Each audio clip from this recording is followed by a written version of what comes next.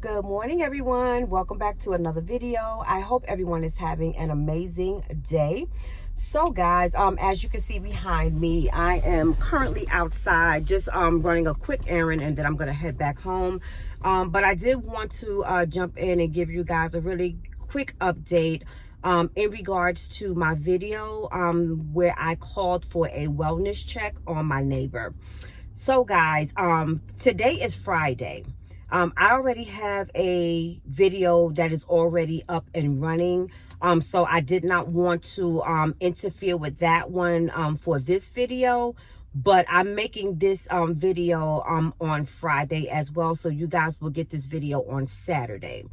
So for those of you who have not watched that video where I made the decision to call in and do a wellness check on my neighbor, I'm just following it up with that, and I'm also giving you guys an update as well. So on Wednesday is where I think I left off with you guys as far as making that call for the wellness check. So I made that call. I'm not exactly sure if they went to the house. I'm pretty sure they did, but I was not there. You know, of course, you guys know I was out in the streets doing what I had to do. So later on that evening, it was a little quiet. What he was basically doing was a lot of back and forth in his backyard. And now that I'm thinking about it a lot, watching my backyard, I'm sitting in the parking lot. But now that I'm thinking about it, he spent the majority of his time in the backyard. And that is where he used to play with his girls. So I'm assuming that's where he felt most closest to his girls, being that he was, you know, missing them and they were no longer there. So so Wednesday, when I went, so that's the gist of Wednesday. So Thursday, which was yesterday, my son went outside. You know, he was just walking back and forth up and down the neighborhood, not really, you know, bothering anybody, you know, or doing anything. So my son and I ran out again. And when we came back home, I wanted my son to take some pictures of me in the backyard. So we went out to the backyard of the house. I was standing on my deck posing for some pictures. Then we noticed that he came outside. Now, as I told you guys in a previous video, I do not know him personally. We never really held a conversation. The most we did was saying hello, you know, or good evening, you know, when I would see him outside, you know, being active and playing around with his kids.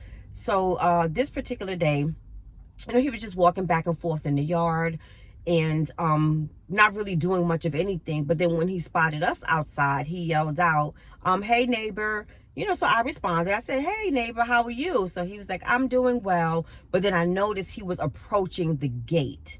So I said to my son, I said, okay, you know, we're not going to, you know, indulge, you know, with the conversation or whatever. Let's just go back inside, because I don't know this man's mental state. You know, I know he's going through it. I know he's going through some kind of break, but you really don't know, you know, especially if that is not your line of work.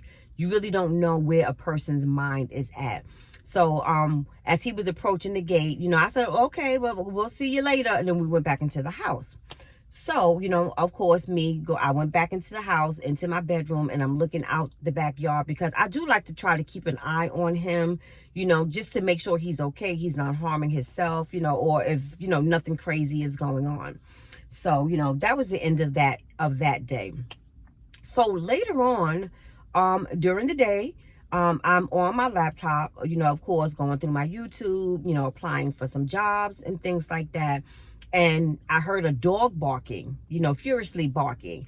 Then I heard a woman's voice. I couldn't pick up exactly what she was saying, but then I heard him yelling, I didn't do nothing. I didn't do nothing. So I'm like, oh my God, you know, what did he do? You know, and then that's the end of that. You know, it was quiet. I heard nothing. So then, you know, a little while later, my son ran out to his car, you know, to get something from his car. No, I'm sorry. My son ran out to the store. And upon him coming back home from the store, and I'm sorry, guys, you see my eyes darting back and forth. Like I said, when I'm sitting in a lot by myself, you know, I'm always alert looking around. So my son comes in from the store. As soon as he closes the door, I get up to walk past him to go to my kitchen to get me something to drink. And I don't know what told me to turn my head, because I leave my front door open because my house is very dark. So I leave the front door open so some, sunlight can come in. So when I went to turn my head, I saw a police car, a regular SUV, sitting parked in front of my mailbox. And then I saw some other cops like running past him. And I'm like, oh my God, what did he do? So then I go up to the door and I'm looking out, because I can look out and see them, but they can't see me because there's like this kind of shaded film going across my door. So they could not see me. So it was maybe like 3 cars out there. It wasn't the regular Gwinnett County police officers. They were all black, because the Gwinnett County is black and white. So the SUVs were all black, and it said sheriff on the side. So like I said, I'm from New York. I don't know the difference between the regular police officers, the sheriffs, and what other, ones that they may have. But that was all that was out there. So I'm like, oh my God, let me shut my door, because I don't know what's what. So of course they're running towards his house. So I go run in my bedroom so I can look out my window, which is facing, the backyard of their house where he's normally at. So I'm seeing the cops, approaching the house. And there was this one, Caucasian officer standing at the window with his gun drawn. And then I'm seeing the guy running through the back, and then the guy takes off, and then the other cops are running behind him, but they weren't able to catch him, and he jumped over the gate, and, he was gone. So, they went through the neighborhood. They were going all around the house, looking around. They were looking around, my backyard, and they could not find him. And I'm like, oh my God. And honestly, guys, I am so happy that I made the decision to call for that wellness check, because at least that is documented. Because I don't know if you guys know this, but when you call 911 for any situation, and I'm thinking that's exactly what happened yesterday between this gentleman and this woman. She called 911 due to whatever transpired between them. But when you make a 911 call, the first thing that pops up is your address. That's number one. Then when you give in your complaint, if you have an address that you're giving them, they will pull up that address, and then they will bring up all the information. So I'm saying, thank God I made that call, because I am 99% sure when they pulled up that address, my call was also attached to it. Because of course, before they go to this call, they want to make sure that they've never been to this place before, or there was never any issues in this particular, place before. So I'm so glad that I made that call, which made it me feel better, because I'm feeling now they know how to handle this call. There's a neighbor who already called that said that he was in a medical crisis. So I'm thankful for that. So fast forward, he came back later on during the day. I saw him walking back through the yard after the cops were gone. So he had no shirt on, he was limping. So he must have fallen and hurt himself.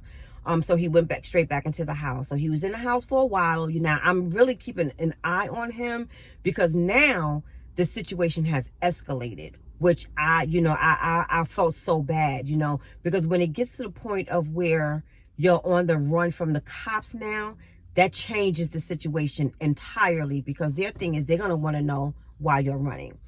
So a little later, like maybe 7:30, maybe close to 8, like I said, he's walking back, in the backyard. He has no shirt on. He's limping. So evidently he fell and he must have hurt himself. He goes into the house. He's in the house for a little bit. He comes back out.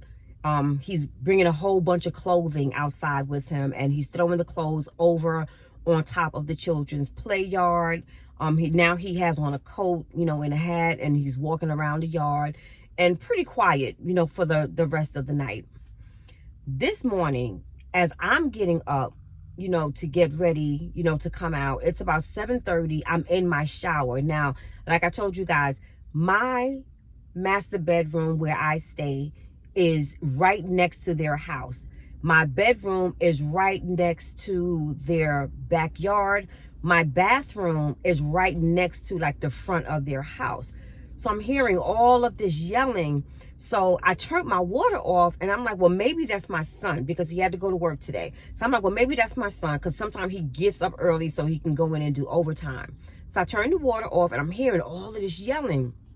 So then I walk out the bathroom to see if maybe it's my son, you know, playing a game. So I didn't hear anything.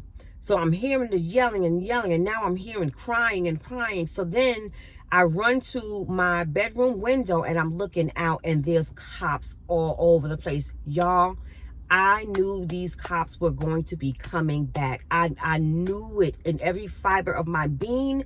I knew the cops were coming back, because now the guy was on the run. They did not find him. I don't think they considered him to be a threat, because they left last night. They did not return until early this morning. So I go look out my window. They got him. And all I hear, oh my God, my heart went out to him. All I hear him saying and crying is that my wife is gone, my children are gone, you know, whatever else that he was saying. You know, you could tell that he was definitely manic, and it was something mental going on. And once again, you know, I'm saying to myself, thank you, God, that I made that call. And he is mouthing and expressing the same things that I said to that dispatch. I feel that he is depressed. I feel that he's going through a manic state. You know, he told my cousin that his wife left him. His wife is gone. His children are gone. And I think he's going through it. And honestly, y'all, I kept feeling that if he did not get help soon, he was going to end up hurting himself. I really think he was going to end up hurting himself. Now, I don't know what the situation was with him and this lady on yesterday. But something occurred where she, and I'm pretty sure it was her that called the cops, because I'm in a very quiet neighborhood where everybody minds their business. Not too much ever goes on there. So pretty much, I mean, nobody has been saying anything that I know of or doing anything. However, I do think before I made my call, someone else made a call for a wellness check. But other than that, nobody has been saying anything. It's been very quiet, you know. And I guess everybody has basically been doing the same thing that I'm doing, you know, just keeping an eye out and make sure that things do not escalate. And yesterday was that day where it escalated. But I can say that I am grateful that they were able to get him. And hopefully he will be able to get the help that he needs, because I know that he's going through something. And as a mom, you know, and you know, he's a young man, you know, he's got to be no older than 30. But, you know, I'm thankful that, you know, they were finally able to catch him. He wasn't hurt. He didn't harm himself or harm anybody else. And like I said, I'm hoping that he is going to be able now to get all of the medical attention that he needs. But guys, that's my update for today. And I will see you guys in the next video. Please remember to like, comment, and subscribe. And please remember to share this video with anyone who you think may be interested. And guys, one last note.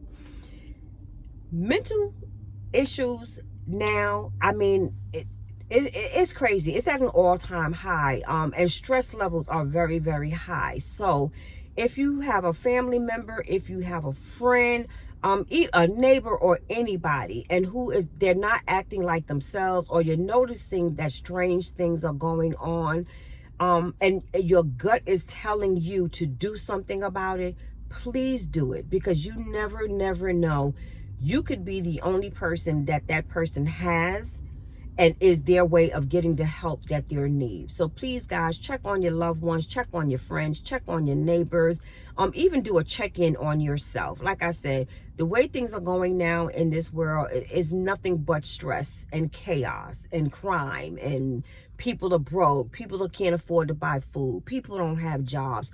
It's so much stuff going on, but I just wanted to put that bug in you guys' ear. So please remember, as I said, to like, comment, and subscribe, and please share this video with anyone who you think is interested in this type of video, and I will see you guys in the next one. And the video that I had posted for today, you guys will probably see on Monday or Tuesday. So have a wonderful, beautiful, and blessed day.